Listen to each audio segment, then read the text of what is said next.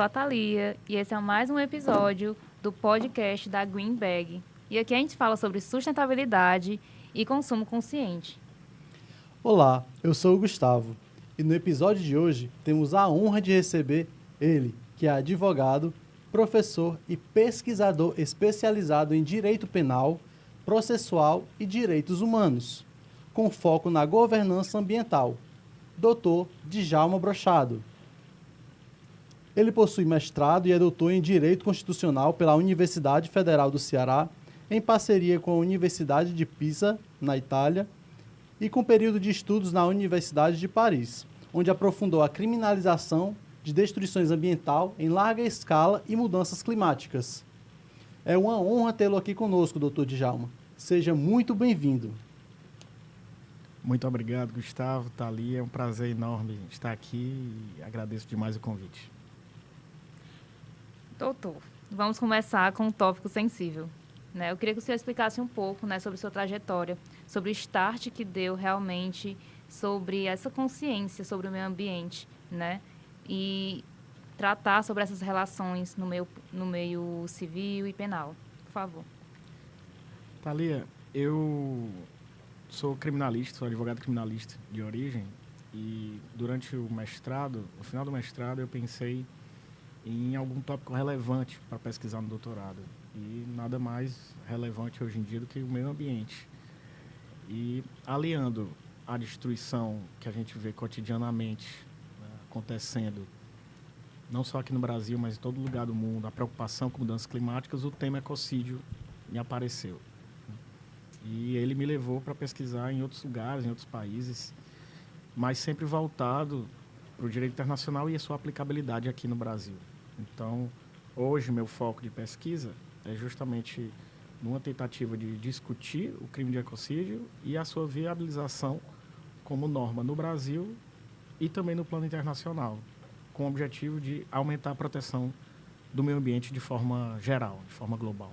E de onde surgiu esse termo ecocídio? O ecocídio é uma palavra que foi cunhada na década de 70. Ela vem da palavra genocídio. Genocídio, gens, pessoas, gentes, e sídio, matar pessoas. E do ecocídio seria ecocídio, matar a natureza, matar o meio ambiente. E esse termo veio, na verdade, a partir de uma grande destruição provocada durante uma guerra, a Guerra do Vietnã, quando os Estados Unidos jogou uma grande quantidade de agente laranja, um desfolhante, um herbicida, para tentar localizar os inimigos dos Estados Unidos na época. E isso causou uma destruição gigantesca no Vietnã e provocou a discussão, mesmo dentro dos Estados Unidos, sobre a necessidade de um crime ambiental num período de guerra. E é isso que a gente tem hoje, codificado. A gente tem hoje um crime de guerra relacionado ao meio ambiente no Tribunal Penal Internacional. Nós não temos um crime de destruição do meio ambiente em tempos de paz. Então, essa é o nicho de batalha que se trava agora para reconhecer que destruir o meio ambiente em tempos de paz também deveria ser vedado pela comunidade internacional. Perfeito. Quais são os principais desafios para sua inclusão no Tribunal Penal Internacional, o TPI? Gustavo, são muitos desafios. Primeiro, o que eu posso dizer é que alterar um estatuto, um tratado, como é o Estatuto de Roma, é sempre muito difícil. Os países... A própria criação do tribunal já foi um sucesso, digamos assim, do ponto de vista negocial entre os Estados. Mas as dificuldades, além do Tribunal Penal Internacional ter um rol de crimes que são basicamente vinculados a questões de guerra, como genocídio, crimes contra a humanidade, crimes de guerra e crime de agressão, o próprio ecocídio já foi discutido inicialmente na Comissão de Direito Internacional vinculada à ONU, se deveria ter um crime internacional de ecocídio ou terrorismo do plano internacional. E já foi afastado isso na década de 90. Então, hoje, a primeira dificuldade é essa, é fazer com que vários países alterem um tratado que já é bastante questionado.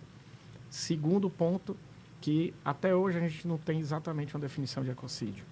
E isso traz empecilhos também para que os países concordem que efetivamente significa ecocídio nos termos estritos do que exige a lei penal ou o direito penal. Perfeito. O senhor deu uma introdução até sobre o termo em si, né, a junção das palavras. Inclusive, eu queria saber mais como o senhor vê, né, essa linha do tempo do ecocídio, né, a evolução no meio das décadas. Você tratou sobre um período de guerra, né, e eu queria saber realmente como o senhor viu a evolução, da importância que as pessoas tratam esse termo e no meio global, político. Tá, Thalia, desde 1970, a gente vê uma movimentação internacional e nacional, para falar do Brasil, muito forte sobre proteção ambiental, né? A gente tem a ONU engajada com questões ambientais desde a Convenção de Estocolmo, na década de 70. Então, junto com isso, veio também a discussão sobre a criminalização do ecocídio. Só que poucos países tentaram incluir na sua legislação, né? Poucos países, como o Vietnã, alguns países ex-União Soviética. E só mais atualmente, diante de sucessivos desastres, e especialmente das mudanças climáticas, que tem se discutido a discussão de forma mais séria sobre o crime de ecocídio.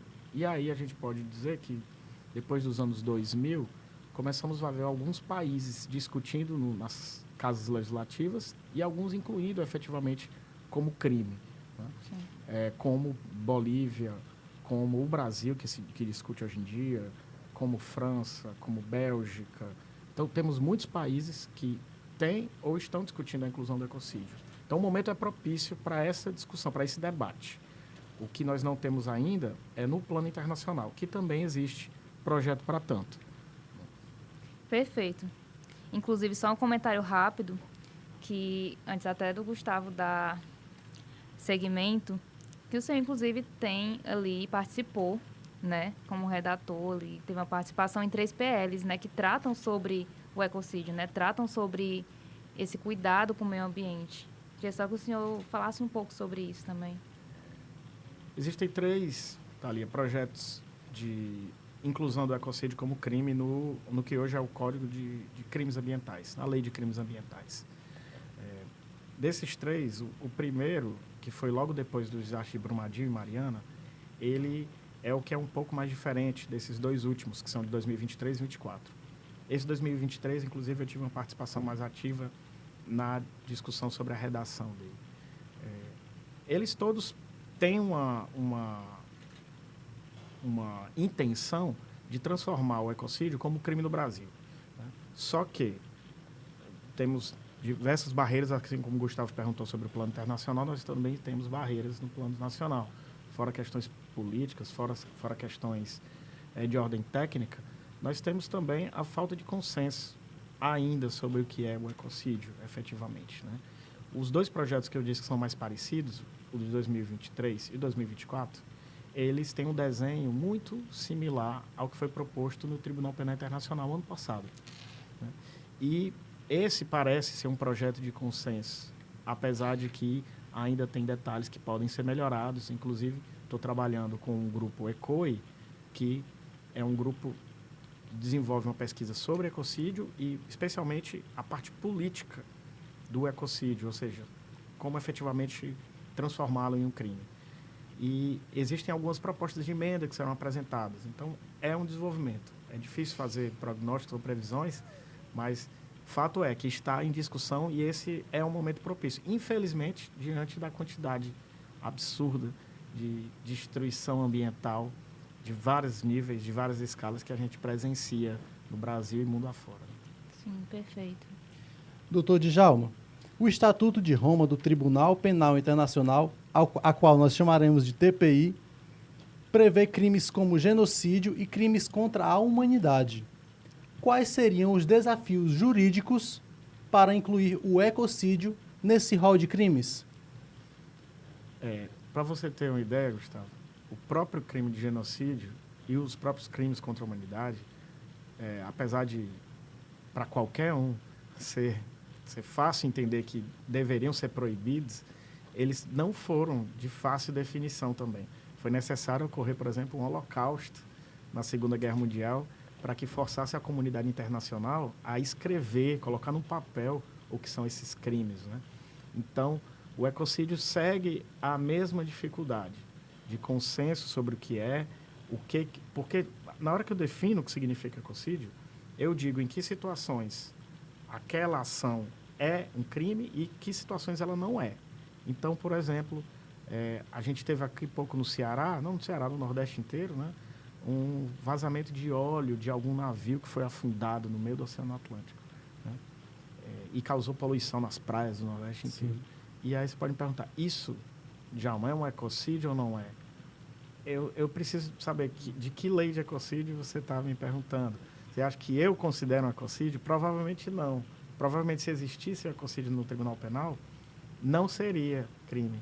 Mas veja que, para isso, eu uso alguns conceitos que eu compreendo assim, mas talvez não seja o que a lei que vai ser aprovada. Então, essa definição é um grande impasse. Um outro grande impasse é que o Tribunal Penal Internacional só processa indivíduos.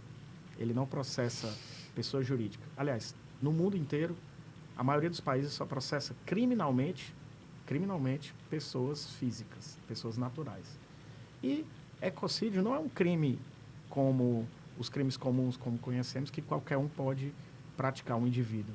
São danos ambientais massivos, em larga escala, que são permanentes, ou pelo menos com difícil reparação ou resiliência da natureza, em que normalmente são cometidos não com intenção, mas de forma, talvez até como a gente chama no direito penal, de dolo eventual, mas assumindo o risco de acontecer o resultado. Então, são praticados normalmente por empresas. E essas empresas ficariam de fora, como réis, por exemplo, no Tribunal Penal Internacional. O Brasil não. O Brasil processa empresas por danos ambientais. Então, aqui talvez tivesse um pouco mais de alcance uma lei como essa. Então, no plano internacional, ainda temos essa dificuldade, né? Claro que isso não isenta, por exemplo, um diretor de uma grande empresa que deliberadamente subcontrate seu serviço, compre materiais de qualidade duvidosa e decorra num grande dano ambiental, como, por exemplo, no delta do Níger, né, com relação ao petróleo, como, por exemplo, em Bhopal, teve uma destruição gigantesca por uma indústria química, com várias mortes, como nos Estados Unidos, a Deep Horizon. Então, existem várias situações em que os dirigentes da empresa, caso apontado a responsabilidade criminal, poderiam ser alcançados. Mas esse é um dos desafios, saber se a lei, uma vez existindo lá, se teria alguém para processar, se eu conseguiria alcançar alguém. Isso é muito interessante, sabe, doutor? E, inclusive, o senhor falou sobre alguns casos, né, envolvendo empresas e tudo mais. E uma pergunta que eu tenho para o senhor agora é: o desmatamento da Amazônia, né, trazendo mais para a realidade do Brasil. O desmatamento da Amazônia poderia ser enquadrado, ao seu ver, como ecocídio? Está muito em alta, né? A gente está vendo que está muito forte esse desmatamento, queima e tudo mais. E que critérios jurídicos seriam necessários para essa caracterização? É uma boa pergunta, Thalia, até difícil de responder, porque seriam critérios jurídicos que eu desenho e não necessariamente que é a lei, porque não tem uma lei ainda. Sim. Mas te respondendo, para não deixar sem resposta, o desmatamento em si, ele não é ecocídio, só o fato de desmatar. Você me perguntou desmatamento na Amazônia, né? Eu uso um exemplo no meu livro sobre ecocídio do Dia do Fogo. Vocês lembram? Né? Isso aconteceu mais de uma vez. O Dia do Fogo foi aquele em que alguns fazendeiros combinaram, né, por WhatsApp, de atear fogo em algumas regiões em Santarém, no Pará, e se estendeu para outras regiões da Amazônia. Aquilo mostra, para o direito penal, que eu preciso provar a intenção, mostra uma intencionalidade do agente de provocar um dano ambiental. E se aquele dano for revelado como significativo, que já é um dos requisitos, se for revelado que ele atinge espécies endêmicas, ou seja, uma espécie que só existe ali, ou uma espécie que tem risco de extinção, se eu conseguir demonstrar que ela ameaçou de extinção alguma espécie, ou que ela atingiu uma área significativa que dificulte a própria restabelecimento natural daquele ambiente, então eu posso dizer que é ecocídio. No caso desse desmatamento da Amazônia em si, não pode ser considerado ecocídio. Agora, alguns casos esporádicos pode ser que sim, como, por exemplo, esse do Dia do Fogo, nos critérios que eu desenhei, poderia ser encaixado, não só desse ano, mas também do ano passado, né? Então, nessas circunstâncias, a gente pode dizer que sim. pode me perguntar, Brumadinho e Mariana foram ecocídio? Se for pelo primeiro projeto de lei de 2019, não seria, porque o projeto ele constrói 2 crimes, o de ecocídio e o outro dar causa a desabamento de barragem. Então, dar causa a desabamento de barragem, como foi Brumadinho e Mariana, seria esse crime, não seria ecocídio. Se fosse pelo projeto 2 e 3, seria ecocídio, né? Porque praticamente assoreou o Rio Doce, que dava nome à companhia, Vale, era Vale do Rio Doce. Eu acho que tiraram o Doce, porque mataram o rio praticamente. Então, até que esse critério, como eu disse, Thalia, eu preciso saber de que norma a gente está falando, né, para entender se isso é ecocídio ou não. Já adianto que se existisse um crime de ecocídio no Tribunal Penal Internacional, e ainda respondendo do Gustavo, a gente ia precisar de outra coisa. O Tribunal Penal Internacional, ele não processa qualquer causa que chegue lá. Primeiro precisa ser grande, mas mais importante, o tribunal é complementar. Ele só vai processar alguma coisa se o país não processar.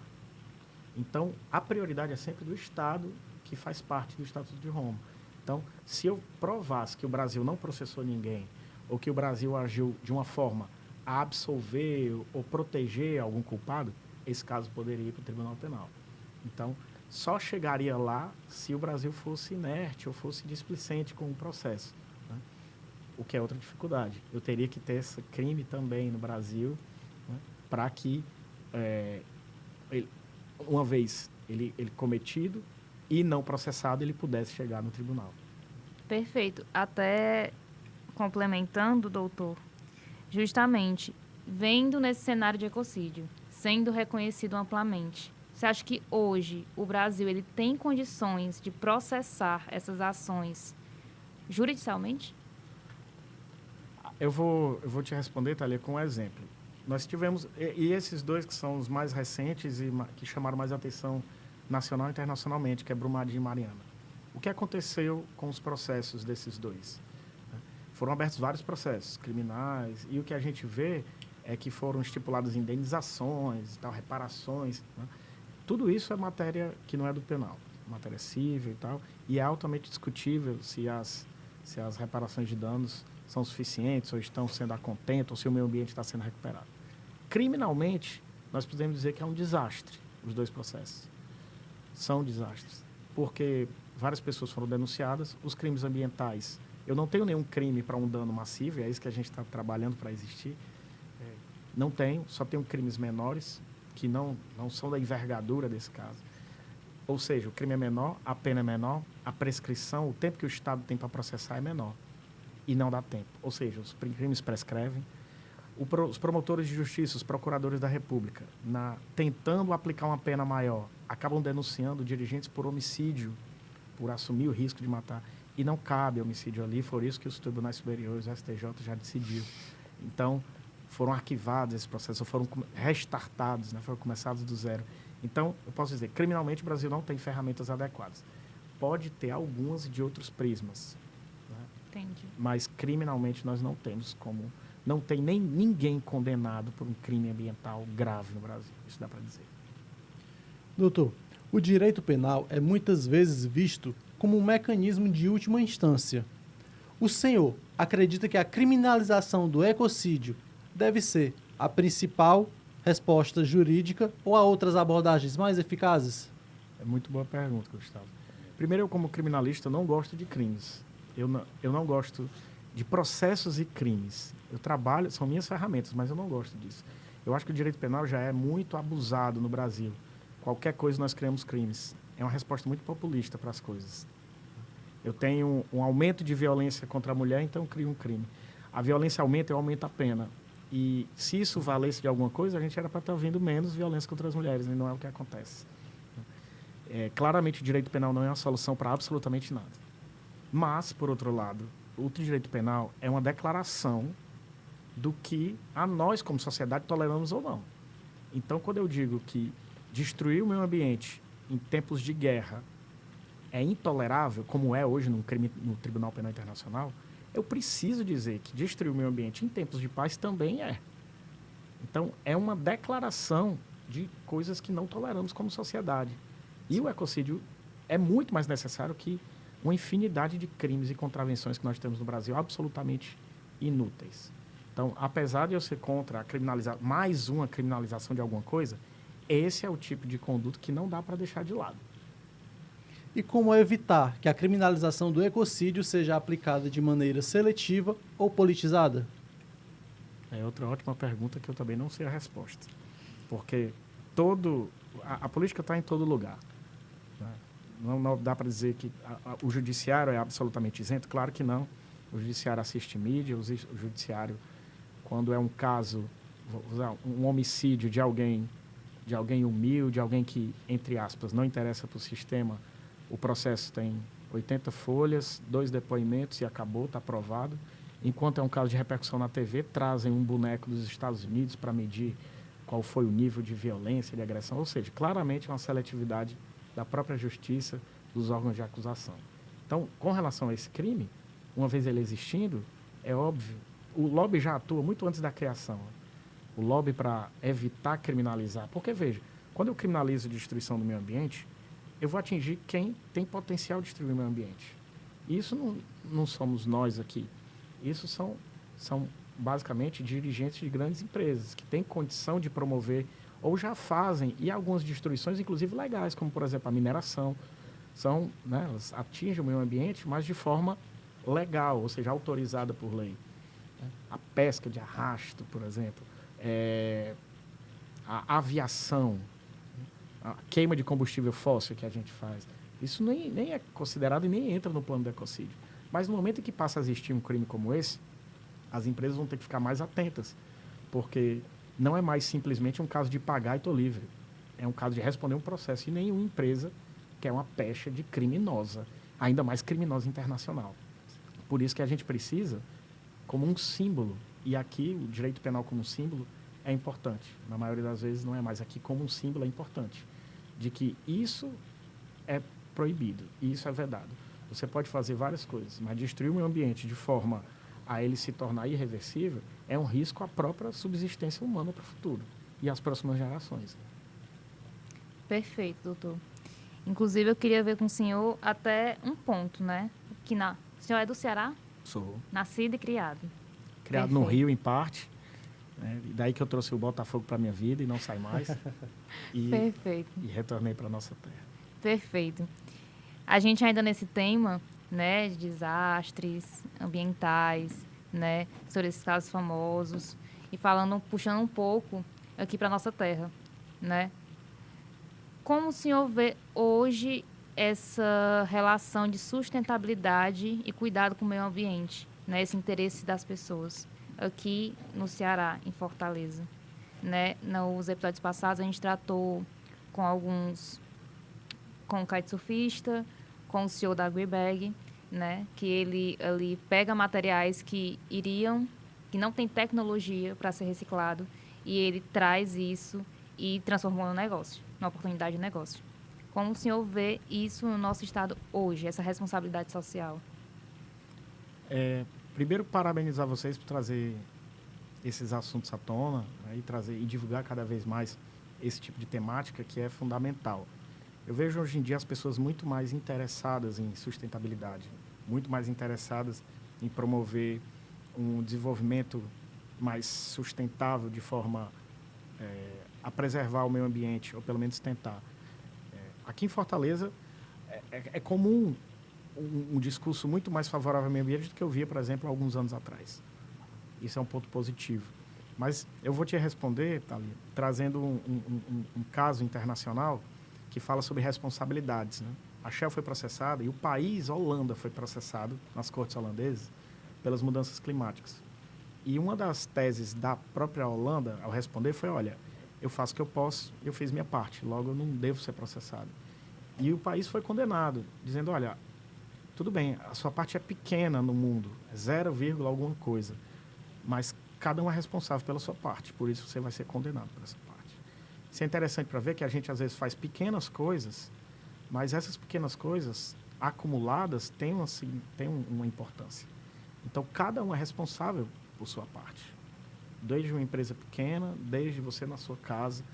Eu não estou levando a responsabilidade pela destruição mundial para uma pessoa que não separa o lixo em casa. Claro que não. Mas cada um fazendo sua parte, não tenho a menor dúvida que no contexto geral a gente consegue melhorias. E eu vejo isso, o seu podcast de vocês aqui é um exemplo. Talvez há tempo atrás ninguém teria interesse de discutir ou ouvir sobre isso. E hoje em dia não. Nós já vemos empresas que montam o seu negócio ao redor de uma melhor preservação ambiental, de uma sustentabilidade e funciona, ou seja, é casado de alguma forma com um capitalismo mais moderno que não quer se autodestruir, que quer se preservar. Né? Então, eu vejo de forma bastante positiva, o que não quer dizer que a gente está avançando veloz o suficiente. Aí já são outros 500. Sim. E em relação à ONU e à União Europeia, qual o papel dessas organizações internacionais na viabilização do ecocídio como crime internacional? A União e a União Europeia são dois organismos bastante relevantes no plano internacional e mundial. A ONU, a organização máxima, você sabe que a ONU só é menor que a FIFA, né? A FIFA Sim. tem mais... Impressionante, né? A FIFA tem mais países que... Bom, mas a ONU, ela tem um papel crucial na questão ambiental. Ela constantemente estimula os países a desenvolverem normas e legislações sobre a proteção ambiental, assim como a União Europeia. É claro que existe um quê de imperialismo ali. A União Europeia quer uma proteção máxima para a Europa, mas as empresas europeias que atuam fora de lá, elas podem fazer o que quiser fora. Né? Então, há uma certa hipocrisia que tem um peso significativo. Mas, sem dúvida, se quisermos algumas boas práticas nos países, nós temos que olhar para esses organismos, né? Especialmente para a União Europeia. Como eu disse, às vezes o que é bom para lá não é bom para cá e vice-versa. Então, cabe a nós desenvolvermos as nossas próprias ideias sobre sustentabilidade, né? Sabendo que cada um, de novo, tem que fazer a sua parte. Perfeito. E como o senhor imagina o futuro daqui a 10 ou 20 anos? Sobre ecocídio, eu espero que a gente faça um outro podcast discutindo a própria lei já que existe, né? Sim. E não pedindo pedindo novamente, né, a aprovação de outro projeto de lei sobre ecocídio. No plano internacional é difícil imaginar. Todo ano a Assembleia das Partes do TPI discute novidades, né? E está para esse ano discutir sobre o ecocídio lá. Mas, como eu disse, as mudanças no plano internacional são lentíssimas. Não acompanham a velocidade das mudanças sociais. Então, lá eu não tenho expectativas muito grandes. No Brasil, já tenho sim, posso ser otimista. O que não quer dizer que o crime vai resolver alguma coisa. Mas, de novo, vai ser uma pecha que eu acho que ninguém vai querer ter. Acredito que ninguém vai querer ter um dirigente de uma empresa denunciado por ecocídio, ou seja, matar o meio ambiente. Então, eu acho que nós temos uma oportunidade, uma janela aqui no Brasil de aprovar um projeto como esse e daqui a 10 anos, quem sabe, já esteja enraizado na cultura popular o termo e o que ele significa, que não é compatível com a humanidade destruir o próprio meio ambiente. Essa é a expectativa, né? Para o Brasil, eu tenho uma expectativa até boa. Posso ser otimista. O senhor acha que até mais do que lá fora? No plano internacional, sem dúvida. É mesmo? No plano internacional, como eu disse, é mudar um tratado. Para mudar. Sim. Se o ecocídio for aprovado lá, cada país, são 125 signatários do Estatuto de Roma, 124, 125, acho que o último entrou agora. Cada país vai ter que ratificar também esse crime. Então, ele não vai valer imediatamente para todos os países que assinaram. Sim. Fora isso, ele não vale para países que não fazem parte do Estatuto, como, por exemplo, Estados Unidos, Rússia, China. Então, os grandes poluidores estão fora. Os que causam mais destruição ambiental estão fora. Mas, de novo, cada um faz sua parte. Por isso que eu acho que o Brasil fazendo, e é uma oportunidade de ouro para o Brasil, que já tem uma capacidade ambiental gigantesca, liderar também nesse aspecto. Na questão jurídica, na discussão do projeto mais moderno possível, como já nós tivemos em outros momentos, lideranças técnicas, jurídicas. Então, acho que esse é um momento adequado. Eu acho que, sim, no plano internacional, a perspectiva é muito mais lenta do que a nossa aqui no Brasil. Perfeito. Eu queria até ver com o senhor justamente falando sobre esse panorama da União Europeia, esse panorama trazendo um pouco o Brasil, como os países como a França e a Colômbia, que já avançaram nessa criminalização, né, nessa questão de cuidado com o meio ambiente. Como esses modelos, e se existe coisas que o senhor acredite que dá para trazer para cá e aplicar aqui dentro do Brasil? A França e a Colômbia, não só elas, mas foram alguns dos países que aprovaram recentemente crime de ecocídio, têm uns modelos um tanto diferentes desse nosso projeto, né? Inclusive, da França é bastante criticado, porque o projeto francês ele veio de uma Convenção Citoyenne, que é uma convenção feita por cidadãos franceses que aprovaram, decidiram que deveria existir um crime de ecocídio, e ele foi aprovado no parlamento de uma forma bem fraquinha. O crime lá, na verdade, precisa que outras coisas aconteçam. Então, não foi decepcionante para a comunidade que é interessada no meio ambiente, em direito ambiental, no direito penal. Acho que a gente tem que aproveitar o embalo desses países, não necessariamente o texto de cada um desses países. Nós temos aqui juristas, pessoas bastante competentes para desenvolver um tipo que sirva conforme o nosso arcabouço jurídico, de acordo com a nossa Constituição, com as nossas leis. Então, a gente tem que aproveitar o embalo da discussão, como todo mundo querendo proteger o meio ambiente através de lei, através de um crime grave como é esse, mas acho que, além disso, seria ser um pouco subserviente a uns países que fizeram a lei, na verdade, pior do que os nossos projetos, especialmente a francesa.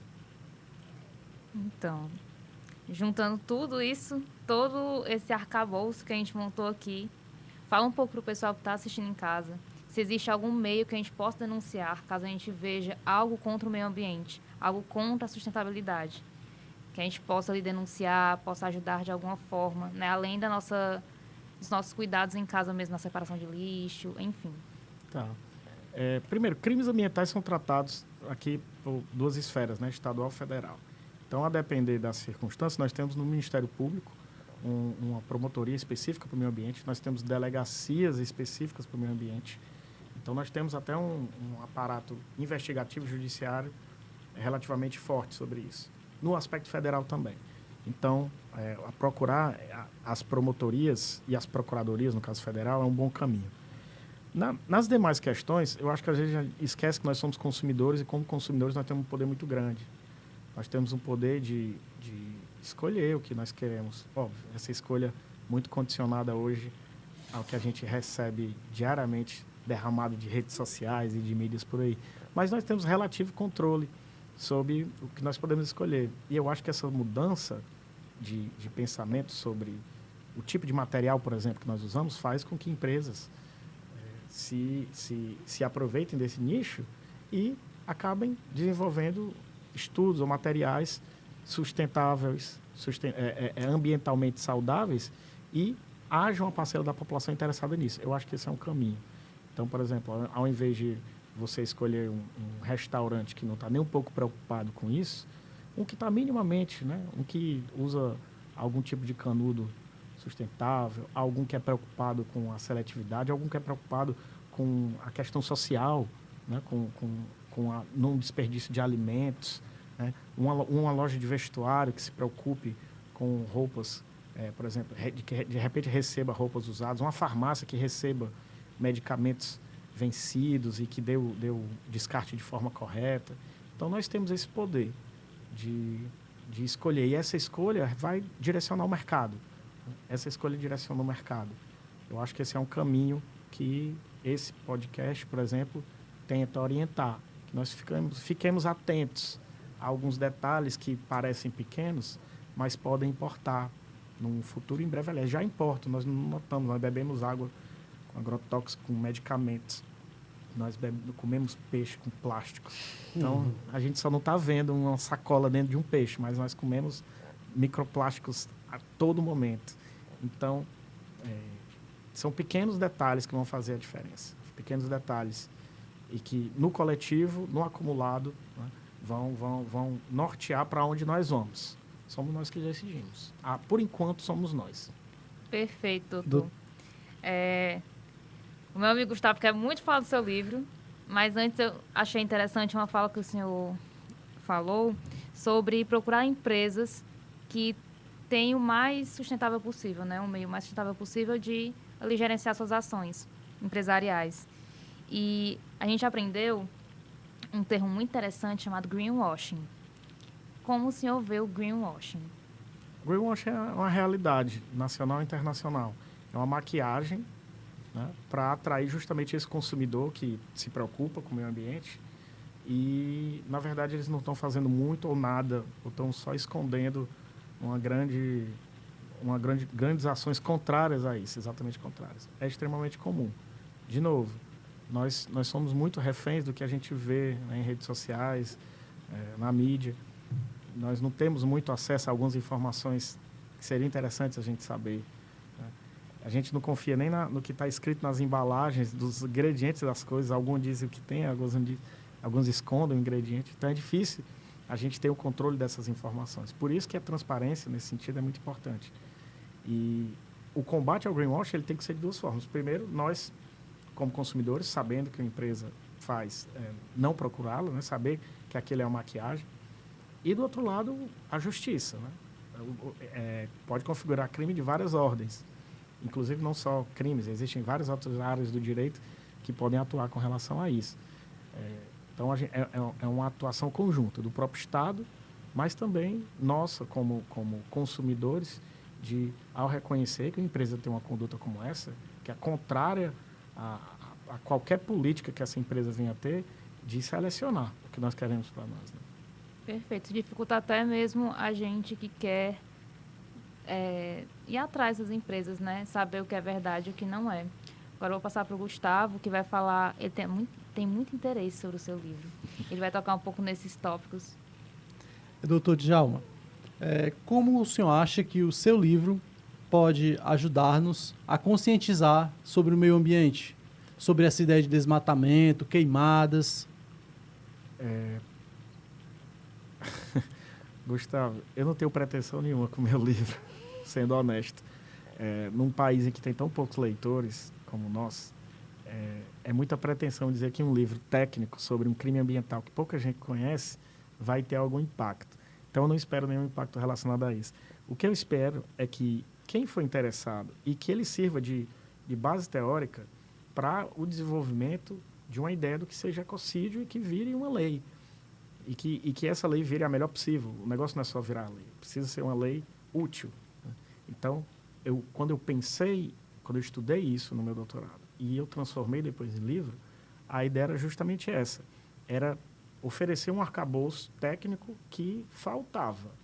Um compilado internacional e nacional que faltava para desenvolver esse tema. Mas sem expectativas de que ele fosse alguma coisa de paradigma sobre isso. A minha ideia é justamente essa. É construir bases para que, no futuro, que eu espero que seja já, exista o crime melhor possível no sentido de desenho jurídico. Que ele seja o mais... Que ele tenha realmente efeito. E o que é o crime ter efeito? Que as pessoas não queiram cometê-lo. É isso. Que as pessoas não queiram o cometer. Que as pessoas não queiram, que as empresas não queiram ter a pecha de ecocida. Esse é a melhor expectativa possível que eu poderia ter para um livro sobre isso. Obrigado, doutor. E tenho uma notícia não muito agradável para dar para vocês. O nosso podcast está chegando ao fim. Esse foi o nosso episódio de hoje. Espero que todos vocês tenham gostado. E, doutor, muitíssimo obrigado pela sua presença, pelas dúvidas que foram tiradas aqui. E é isso. Desejo muito sucesso ao senhor e que nós possamos nos encontrar mais vezes. Obrigado, Gustavo. Eu queria só deixar um recado. Eu posso dar tempo? Sim, dá tempo demais. Eu queria só dizer que a construção de um crime como ecocídio, ele parece perseguir empresários, parece perseguir empresas que têm uma atividade que envolve o meio ambiente, mas na verdade não, ela é uma aliada. Ela vai proteger a boa empresa. Ela vai ser uma propaganda das empresas que realmente têm uma preocupação ambiental e não somente, como você disse, ali, um greenwash. Né? Então, é um tema que deveria ser abraçado por quem faz as coisas de direito. Deveria ser abraçado, porque ela vai trazer, primeiro, para trazer, né, uma limpeza. separar o joio do trigo, quem faz as coisas direito, quem não faz. Segundo, que você, por exemplo, ao você defender um projeto como esse, você está defendendo que a sua prática é sustentável, a sua prática ela tem uma preocupação com as pessoas, porque quando eu me preocupo com o meio ambiente, eu estou me preocupando com todos nós e as próximas gerações, e as que não fizerem isso vão levar um título horrível de ecocida. Então, é uma vantagem, pode ser uma vantagem, uma peculiaridade que pode diferenciar quem são os ambientalmente saudáveis e quem não são. Então, eu chamo a quem puder para abraçar a causa, porque ela não tem o interesse de perseguir ninguém. Ela quer, na verdade, evitar que a gente viva num mundo completamente diferente desse, que é o caso se essas destruições prosseguirem. Muito obrigado pelo convite, eu fico à disposição de vocês. Perfeito, muito obrigada, doutor.